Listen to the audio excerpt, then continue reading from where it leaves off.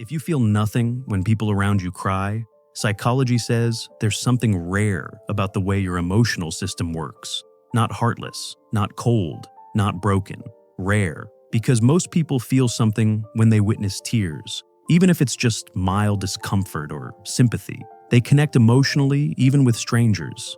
You don't always. Sometimes you watch someone cry and feel nothing, just observation, clinical detachment, and maybe a quiet question in your mind. What's wrong with me? You watch a friend break down, and your first thought is logical, not emotional. You see someone in pain and you want to help, but you can't access the feeling. You wonder if you're missing something fundamental that everyone else seems to have.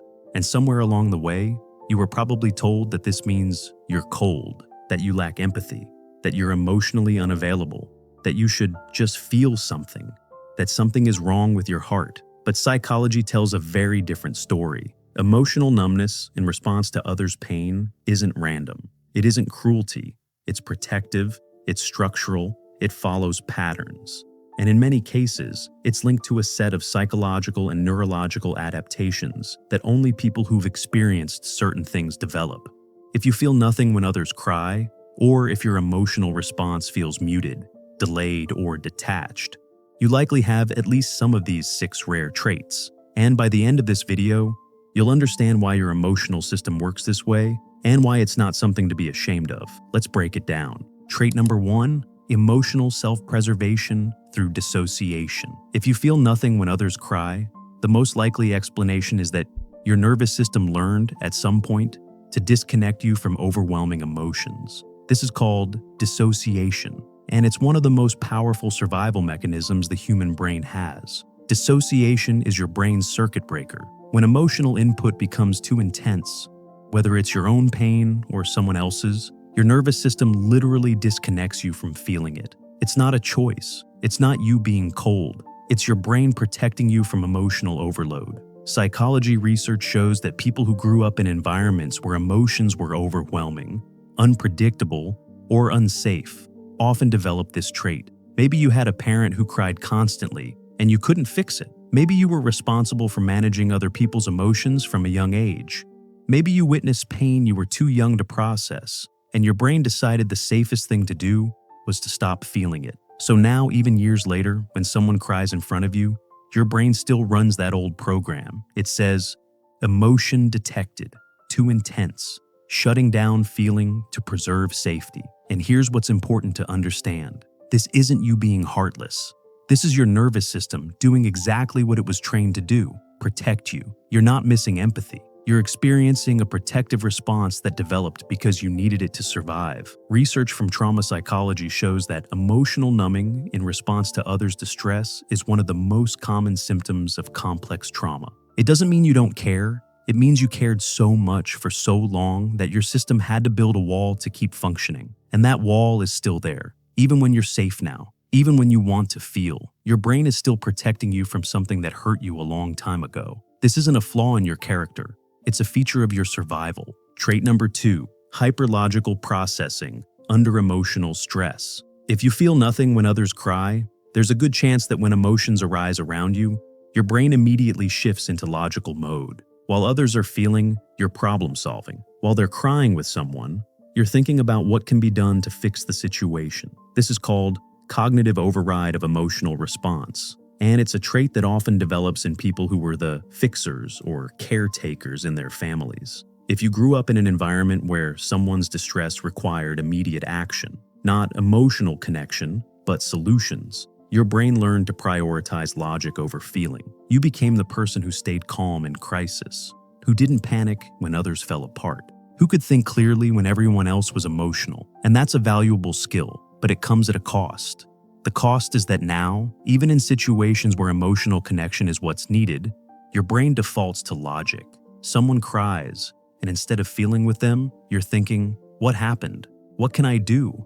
How do I fix this? And when you can't find a solution, you feel frustrated, not sad, because your brain is wired to solve, not to sit with emotion. Psychology calls this intellectualization, a defense mechanism where you process emotional experiences through logic to avoid feeling them. It's not that you don't care, It's that your brain learned early on that caring without being able to help was too painful. So, it stopped letting you feel until there was something you could do about it. Here's the paradox. You're often the most reliable person in a crisis. You're the one people call when they need clear thinking. You're the one who can stay calm when everything is falling apart. But you also feel disconnected from your own emotions and from others' emotional experiences. And that can feel lonely, because while you're helping everyone else, you're not feeling with them. You're outside the emotional experience, watching it, managing it, but not truly in it. Now, if this is resonating with you, if you're realizing that your emotional responses aren't broken, they're just different, you're probably the kind of person who wants to understand yourself at a deeper level. And that's exactly what this channel is about. Unfelt explores the psychology of people who feel differently, think deeply, and process the world in ways that most others don't. If that's you, I'd love to have you as part of this community. Just hit that subscribe button below and turn on the notification bell so you don't miss the next video, because we're just getting started with these 6 traits. And the next one might hit even closer to home.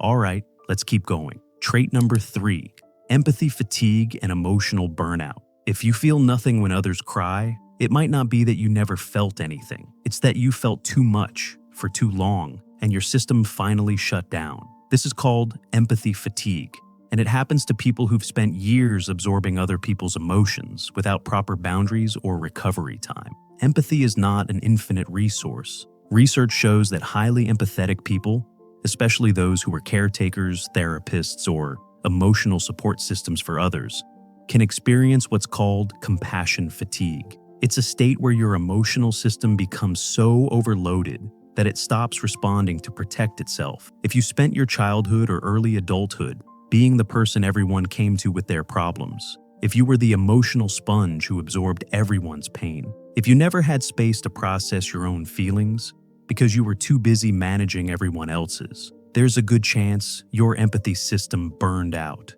And now, when someone cries, you don't feel what you used to feel. Not because you're cold, but because your emotional system is exhausted.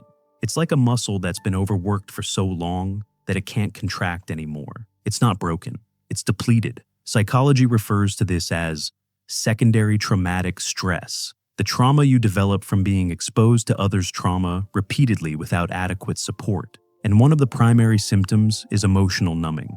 You stop feeling for others because feeling for others almost destroyed you. Here's what this means. If you feel nothing when others cry, it might be a sign that you need to give yourself permission to stop being everyone's emotional support. You're not required to feel for everyone. You're allowed to have boundaries. And rebuilding your empathy capacity starts with protecting your own emotional energy first. This isn't selfishness. This is survival. Trait number 4, alexithymia, difficulty identifying and expressing emotions. If you feel nothing when others cry, there's a possibility that what you're experiencing is alexithymia, a condition where you have difficulty identifying, understanding, or describing emotions, both your own and others. It's not that you don't have emotions.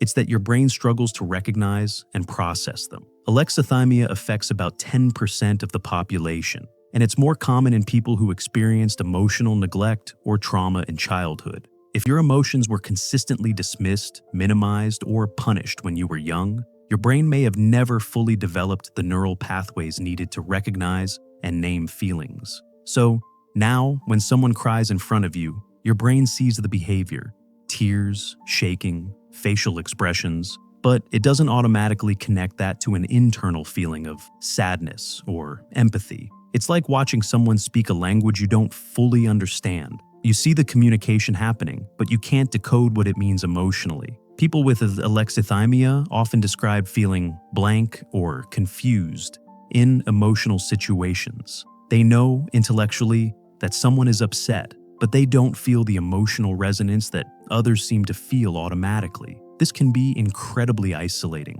because people expect you to feel with them, and when you don't, they assume you don't care. But caring and feeling are not the same thing. You can care deeply about someone's well-being while not feeling their emotional state in your own body. That's not coldness. That's just how your emotional processing works. Research shows that alexithymia is linked to differences in brain connectivity, particularly in areas responsible for emotional awareness. It's neurological, not moral, Your brain simply processes emotional information differently than most people's brains do.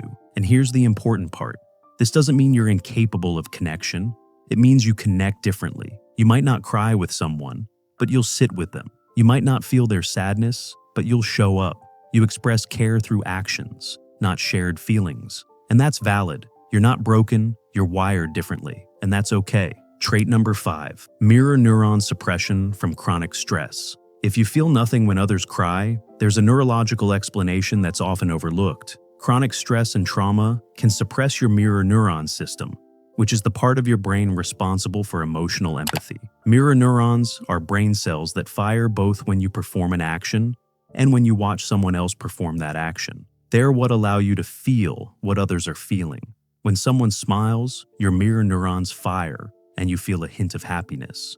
When someone cries, your mirror neurons activate and you feel sadness. But here's the catch. Research shows that prolonged stress, trauma, and emotional overwhelm can suppress mirror neuron activity. Your brain essentially turns down the volume on emotional mirroring to conserve energy and protect you from further overwhelm. If you grew up in a high-stress environment, or if you've experienced significant trauma, your mirror neuron system may be functioning at a reduced capacity. It's not permanent damage, it's a protective adaptation. But it means that when someone cries in front of you, your brain doesn't automatically mirror their emotion the way it would in someone whose nervous system hasn't been under chronic threat. This is why people who've experienced trauma often report feeling numb or disconnected in emotional situations. It's not that they lack empathy, it's that their mirror neuron system has been dampened by survival mode. The good news? With healing, with safety, with nervous system regulation, mirror neuron activity can increase again. Your capacity to feel with others can return, but it requires creating an environment where your brain feels safe enough to turn the volume back up. If this resonates with you, it's not a life sentence. It's a signal that your nervous system needs healing, and that healing is possible. Trait number 6, philosophical detachment and existential perspective. Finally, if you feel nothing when others cry, there's a possibility that you've developed what psychology calls philosophical detachment. This is less about trauma and more about how you've come to understand suffering, emotion, and the nature of human experience.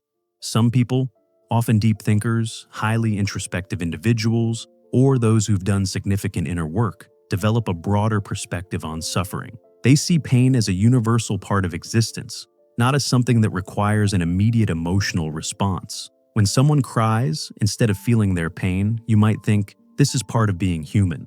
They'll move through this. You're not dismissing their experience. You're contextualizing it within a larger framework of life, growth, and resilience. This can look like emotional coldness to others, but it's actually a form of acceptance. You're not overwhelmed by emotion because you understand that emotions are temporary.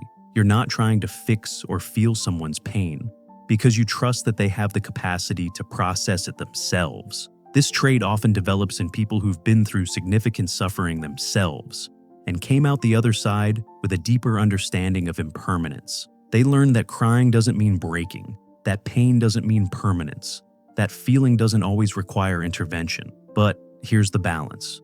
Philosophical detachment can be healthy. It can prevent you from being consumed by others' emotions, but it can also become a barrier to genuine connection if you use it to avoid intimacy or vulnerability. The key is knowing when detachment serves you and when it isolates you. Sometimes people don't need you to understand the impermanence of their pain. They just need you to sit with them in it, and that's something philosophy alone can't teach you. So, if you feel nothing when others cry, you're not heartless. You're not cold. You're not emotionally defective. You're someone whose emotional system has adapted in powerful ways. You might be experiencing dissociation as a form of protection. You might process emotions through logic instead of feeling. You might be experiencing empathy fatigue from years of caretaking. You might have alexithymia, which affects how you recognize emotions. You might have suppressed mirror neuron activity from chronic stress. Or you might have developed a philosophical perspective that contextualizes suffering differently. These are not flaws.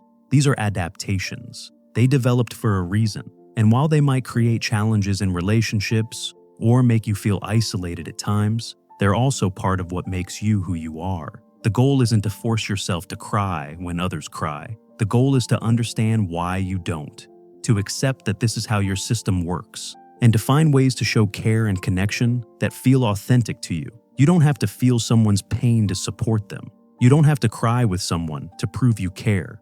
There are 1,000 ways to be present, to be supportive, to be loving, and not all of them require emotional mirroring. Your way of caring might be quiet, it might be practical, it might be steady presence instead of shared tears, and that's okay. That's enough. That's valid. So the next time you feel nothing when someone cries, instead of judging yourself, ask, is my brain protecting me? Am I in problem-solving mode? Am I depleted? Is this how I'm wired? And then, with compassion, meet yourself where you are. You're not broken. You're adapting. And that's not the same thing. Which of these 6 traits resonated most with you? Let me know in the comments below. And if this video made you feel understood instead of judged, consider subscribing. There are more videos like this coming, and I'd love to have you here for them. Thank you for watching, and remember, feeling nothing doesn't mean you are nothing. It just means your story is different, and different is not less.